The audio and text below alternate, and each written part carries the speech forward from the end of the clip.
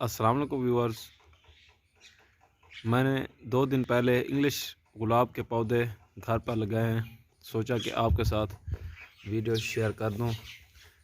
یہ دیکھیں، بہت ہی خوبصورت رنگ، یہ یلو کلر میں ہے۔ یہ دیسی گلاب پر گرافٹ ہوتا ہے۔ اس کے گرافٹ ہونے کی ویڈیو میں آپ کو بعد میں شیئر کروں گا۔ یہ دیکھ سکتے ہیں، اس کا پھول کا سائز بھی اچھا ہوتا ہے۔ اس طرح یہ یلو کلر میں ہے، اور یہ ایک دوسرا کلر ہے وائٹ کلر میں بھی ہے، اور یہ تیسرا ریڈ اور وائٹ مکس کلر ہے۔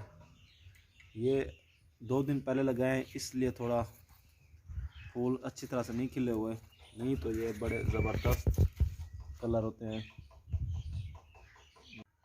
گھر کی خوبصورتی کو بڑھا دیتے ہیں۔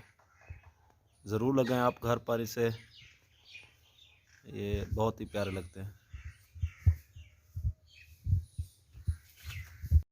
نرسری سے آپ کو یہ پودے آسانی سے مل جائیں گے۔ میں نے یہ 100 روپیز میں ایک پودا لیا ہے۔ یہ 3 پودے 300 کے ملے ہیں۔